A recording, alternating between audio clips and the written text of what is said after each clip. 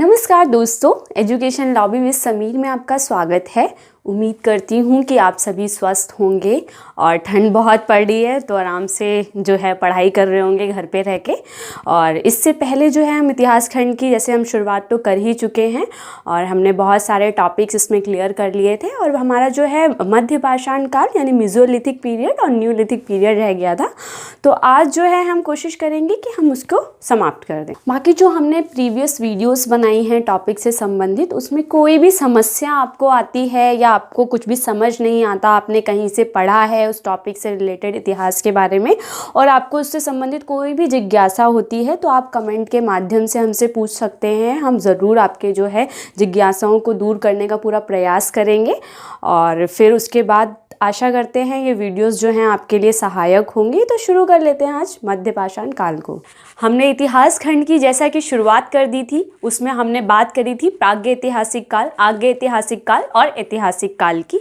फिर उसके बाद हमने जो उसका उप विभाजन है यानी सब डिवीज़न जो है उसकी भी बात करी थी और उसमें सबसे इम्पॉर्टेंट जो एक स्थल था जो प्राग्ञ ऐतिहासिक काल स्थल भी है और आपका एक पुरा पाषाण कालिक स्थल और जो है आपका निम्न पुरा पाषाणिक काल स्थल और मध्य पुरा पाषाण काल भी स्थल भी वो है, वहाँ से उसके भी अवशेष आपको प्राप्त हुए हैं, वो है भीमबेटका।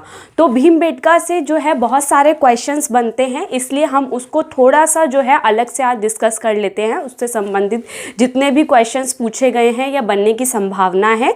तो भीमबेटका जो है आपका, इसकी जो खोज थी वो 1928 ईस्वी में आपके वीएस वाकडकर थे, उन्होंने की थी। तो भीमबेटका की खोज किसने की थी? 1928 में आपके वीएस वाकडकर जी ने इसकी खोज की थी। ये कहाँ पर है, कहाँ पे स्थित है, ये कहाँ पे सिचुएटेड है भीमबेटका?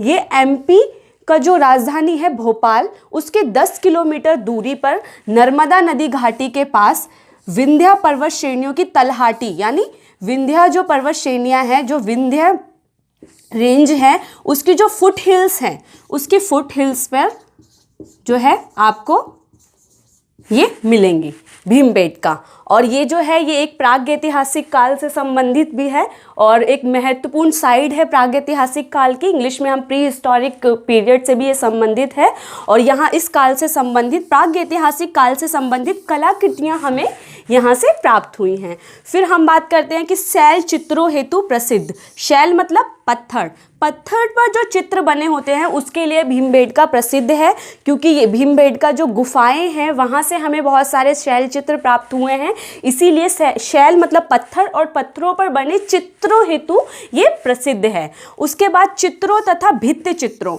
मतलब जो भीमबेटका की जो गुफाएं हैं उनकी दीवारों पर भी चित्र बने हुए हैं, उसका ये एक बेहतरीन उदाहरण है। सबसे पुराना और बेहतरीन उदाहरण है भीमबेटका की गुफाओं पर जो चित्र बने हुए हैं। उसके बाद बात करें भारतीय स्थापत्य कला का एक अनुपम खजाना है ये, मतलब स्थापत्य मतलब आर्किटेक्चर, तो उसका एक अनुपम खजाना है, बहुत ही इम्पॉर्टेंट जो है स्थल है, साइट है और ये यूनेस्को की विश्व विरासत स्थल का इसको दर्जा भी प्राप्त है। यूनेस्को की विश्व विरासत स्थल, यूनेस्को की फुल फॉर्म है United Nation Educational Scientific Cultural Organization world heritage site, यानी यूनेस्को वर्ल्ड हेरिटेज साइट का दर्जा भी भीमबेटका को प्राप्त हुआ है। तो ये भीमबेटका से संबंधित जो प्रमुख क्वेश्चंस हैं वो बनते हैं। भीमबेटका जो है आपका ये जो निम्न पुरा पाषाण कालिक स्थल होता है, निम्न पुरा पाषाण काल से संबंधित भी है। ये आपका जो है मध्य पुरा पाषाण काल से भी संबंधित एक महत्वपूर्ण साइट है।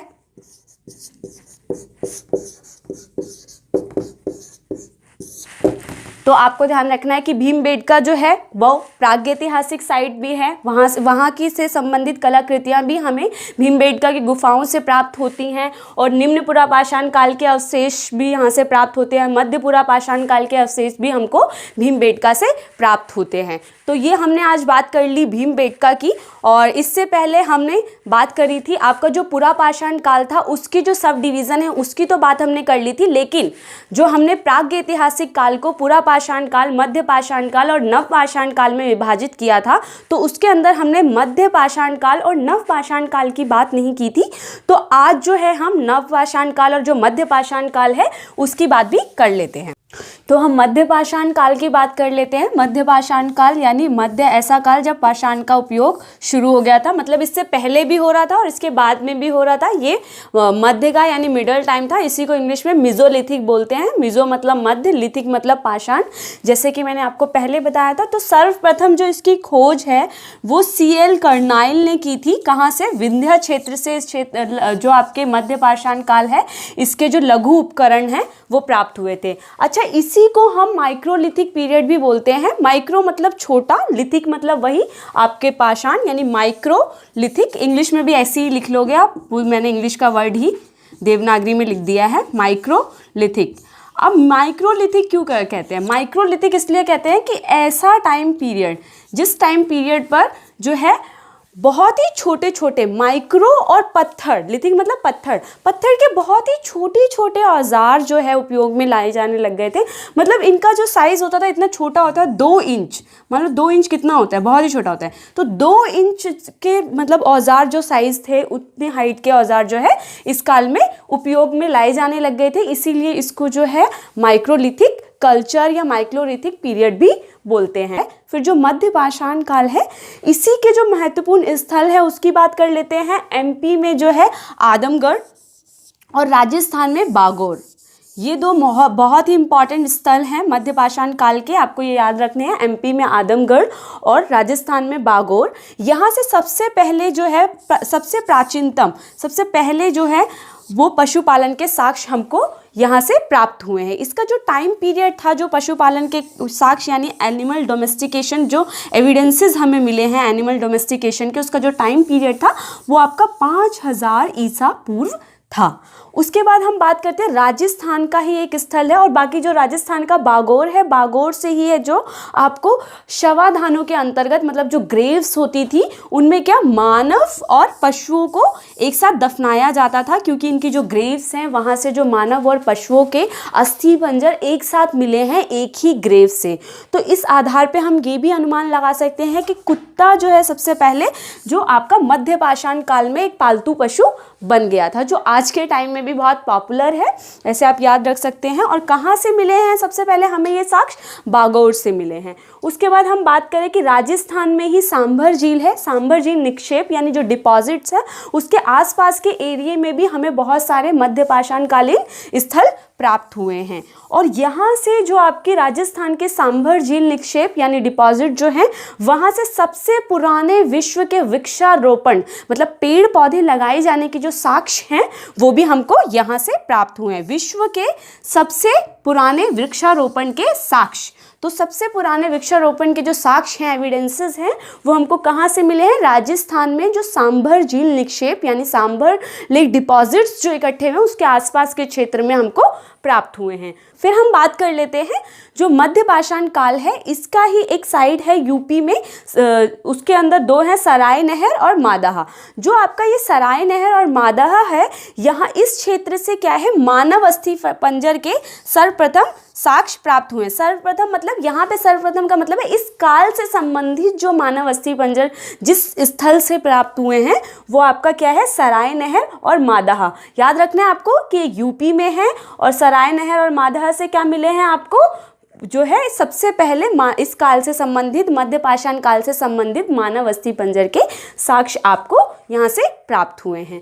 तो ये आपका जो था मध्य पाषाण काल था। क्यों हम इसको, हमने इसमें देखा कि क्यों हम इसको माइक्रोलिथिक पीरियड बोलते हैं। इस टाइम पे जो टूल्स यूज़ हो रहे थे वो बहुत ही छोटे छोटे पाषाण के उपकरण जो है यूज़ करते थे, क्योंकि मानव जो है वो कहीं ना कहीं जलवायु परिवर्तन भी हो गया था और क्लाइमेट में चेंज आ रहा था। उसकी वजह से मानव की स्किल मतलब कहीं ना कहीं वो धीरे धीरे स्किल हो रहा था और उसने छोटे छोटे जो है पाषाण उपकरण बनाना इस टाइम पे शुरू कर दिए थे। और इसकी खोज जो है सबसे पहले किसने की थी ये याद रखना, ये भी एग्जाम्स में कई बार पूछा जाता है। तो आपके CL कर्नाइल जो थे उन्होंने सबसे पहले जो है मध्य पाषाणिक स्थल की खोज भारत में की थी। विंध्या, ये जो अपना एमपी के अंदर आपका जो विंध्या क्षेत्र है, वहाँ से जो है लघु पाषाण उपकरण जो है सबसे पहले हमें प्राप्त हुए थे। एमपी और राजस्थान के अंतर्गत जो एमपी का आपका आदमगढ़ है और राजस्थान का बागोर है, यहाँ से क्या है सबसे पहले जो है सबसे प्राचीनतम जो पशु साक्ष्य जो मिले हैं, पशुपालन के जो साक्ष्य मिले हैं, यानी एविडेंसेस ऑफ एनिमल डोमेस्टिकेशन हमें यहाँ से प्राप्त हुए। उसका टाइम पीरियड जो है आपका 5000 ईसा पूर्व यानी बिफोर क्रिस्ट या ईसा मसीह के जन्म से पूर्व की बात हो रही है। फिर राजस्थान में ही आपका एक सांभर लेक डिपॉजिट है, वहाँ से हमें क्या मिले हैं, मतलब सबसे पुराने विश्व के जो है वृक्षारोपण के साक्ष्य हमें यहाँ से प्राप्त हुए हैं। और यहीं से हमें कई जो है मध्य पुरापाषाण कालीन बस्तियाँ, स्थल या साइट्स प्राप्त हुई हैं। फिर जो यूपी वाला रेंज है, यूपी में क्या है सरायनहर और माधा, यहाँ से आपको जो है सबसे पहले इस काल से संबंधित मानव अस्थि पंजर कहाँ से प्राप्त हुए, इस साइट से प्राप्त हुए। तो ये रहा आपका जो मध्य पाषाण काल है। फिर अब इसके बाद जो है हम बात करेंगे नवपाषाण काल की। तो आज जो है हमने एक इम्पॉर्टेंट साइट भीमबेटका और मध्य पाषाण काल की बात करी, और उम्मीद करती हूँ ये वीडियो जो है आपको सहायक लगी होगी और आपकी तैयारी में एक बहुत ही जो है महत्वपूर्ण भूमिका अदा करेगी। बाकी एजुकेशन लॉबी की तरफ से आप सभी को शुभकामनाएं। मिलते हैं बहुत जल्दी नए टॉपिक के साथ।